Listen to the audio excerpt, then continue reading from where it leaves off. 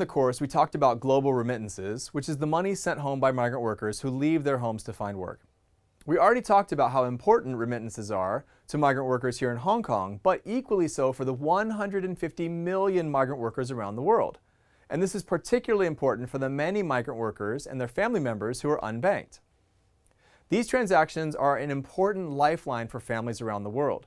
They provide money for essential expenses like food, education, health, and housing. And while the transaction amounts are often very small, it is estimated that collectively global remittances total over $600 billion annually. To put that in context, that's almost 4 times more than the total amount of international development aid, which the World Bank reported was at maybe $162 billion in 2017. The reality is that for many developing countries, remittances are a necessary crutch propping up their economies. But migrant workers are often unbanked or underbanked.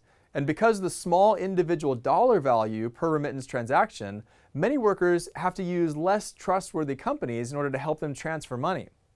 As a result, many are taken advantage of via excessive fees, and the transfer process is often very inefficient and time-consuming.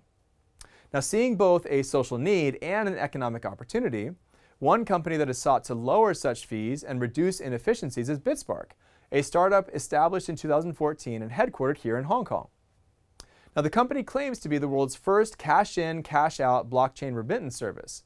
Now, in basic terms, what that means is that they use cryptocurrency as a medium to transfer value directly between remittance shops.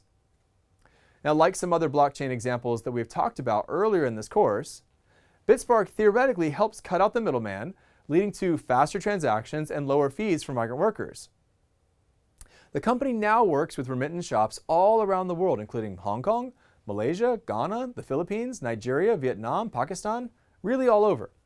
And they enable users to transfer money quickly without the need for a bank account. And other companies are starting to follow suit.